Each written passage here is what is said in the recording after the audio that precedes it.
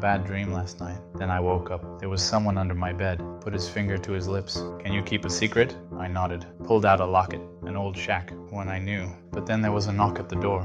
Another man, a big hat, gun in his hand, sheriff on his badge. Told me he was looking for someone, asked me if I'd seen anyone suspicious. I shook my head. I closed the door. When I turned around, the sheriff was lying on my bed, aimed his gun at the ceiling. Said he was tired. Don't mind if I take a little nap, do you? I shook my head, looked under my bed again. There was a hole. I followed it down, torches on the walls, and a smile in the distance, getting closer. Up close it had a nose, as big as my head, pressed against my forehead. Took a whiff. You smell scared. Running away from something? I had a bad dream, I said. The smile widened. I'm afraid it's not a dream. It opened, inside the shack. Billy, Tommy too. We shouldn't be here, I told them.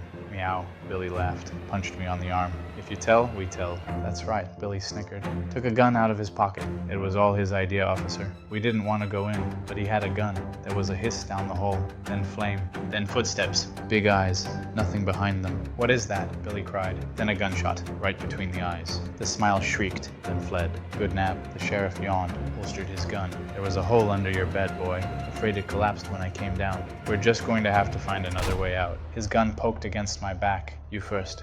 My feet led us to a bridge. At its center, two men. One was huge, gun in his hand, the biggest I've ever seen. One was small and thin, sitting at a table, big pot of clay on top. He was stirring. The sheriff put a wanted poster on the table. Seen him? The thin man rubbed his chin, then coughed. Looks familiar. Kept stirring. But answers aren't cheap. The sheriff placed 2 coins on the table. The thin man shook his head. Cheap.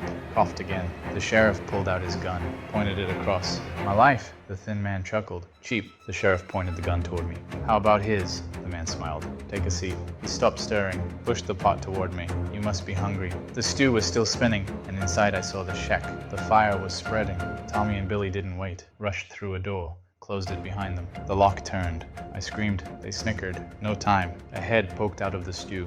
The man, his fingers held up to his lips. Shh. Then his hand came out. A barrel, pointing up. I don't like stew, I said. The sheriff grunted. Nobody asked. Pressed a spoon to my hand. You have to eat it. It was still spinning. Was back in the shack. Down here. Billy and Tommy wanted me to lower the ladder.